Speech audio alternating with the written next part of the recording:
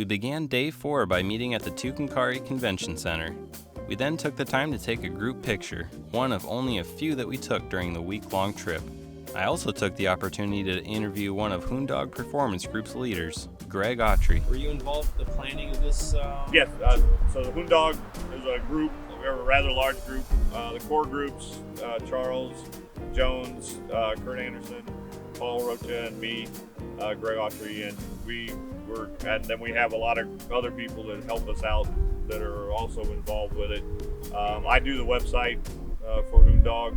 Primarily, I'm the one who does all the ads to all the events and stuff through our website, and then help wherever else I can on doing the registration, signs up, those kind of things.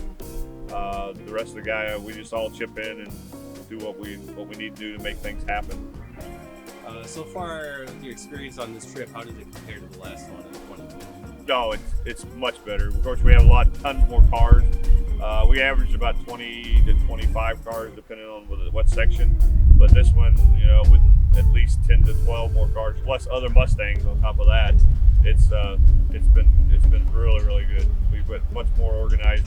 And we got, of course, it doesn't hurt to have Ford Performance helping us out here, and they've done a heck of a lot for us, and we really appreciate their support. As new Bullitt Mustang models come out, like the 2019, you guys see like an increase in the community as far as the size? Oh, sure. We hope that we can garner those guys into the fold, and at least a section of them become Bullitt heads, and we take them to our next events, and which will be next year. 2019 will be the first year we'll have an event where we'll be able to bring those 2019 Bullets in, so it'll be a lot of fun. All right. Well, thank you so much for meeting with me, Greg. Appreciate it. Thank you. Yep. Good morning, everyone. Alex and Dad here again. Smile, Dad. There you go. All right. So this morning we are in Tucamcari, New Mexico, and we are departing towards Winslow, Arizona. Still got quite a big turnout of cars rolling. I guess from here on out the numbers are supposed to increase. See, I've been purposely kind of holding back a lot of the fun stuff here, so I'll give you a quick peek at the cars.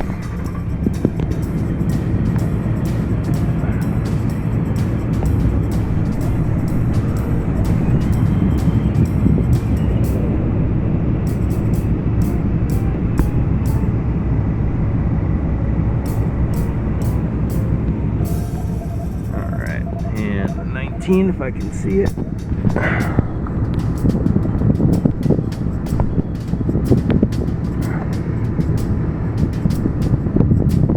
Alright, so we're just about to leave here in a minute. We just got done taking a group photo right out in front of the convention center in Tucamcari, New Mexico, and yeah, we're about to hit the road.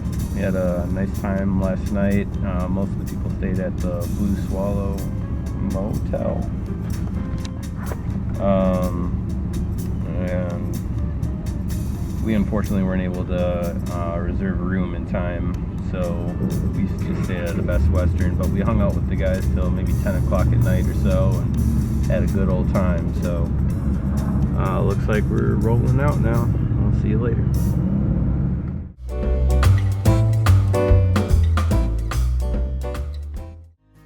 We would then depart for what would be the longest leg of the trip. It will be 468 miles until we reach Winslow, Arizona. At least the scenery is getting increasingly better.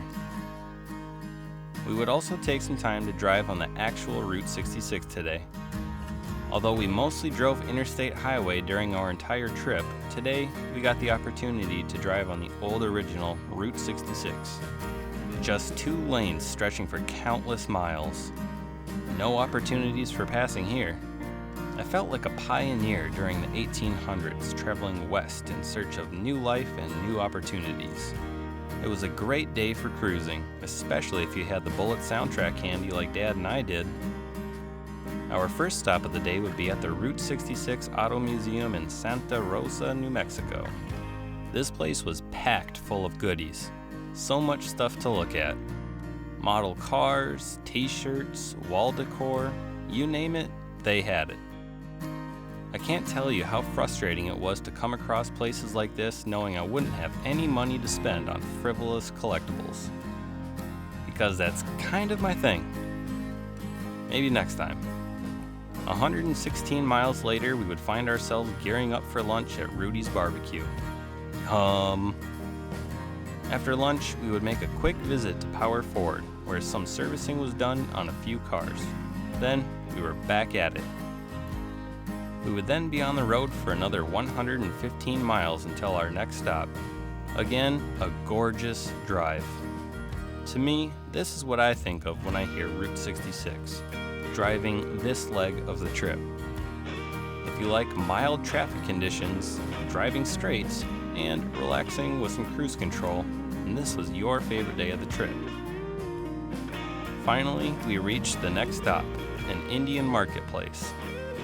Another great place for souvenirs and such. I finally gave in and decided to buy a magnet. One of the few things I bought on the entire trip. It actually looked pretty good on my car, so I left it there for the duration of the trip, and a few months later. We would then cross the Continental Divide, gas up 30 miles later, and depart for our next stop at the Petrified Forest National Park. We were absolutely petrified when we arrived and realized that the park was closed. But at this point, we were running behind schedule anyway, so it worked out for the best. Our last stop of the day would be at the Jackrabbit Trading Post. We didn't stay long, wasn't necessarily much to see, but I did grab a quick photo of the Marauder and the giant rabbit.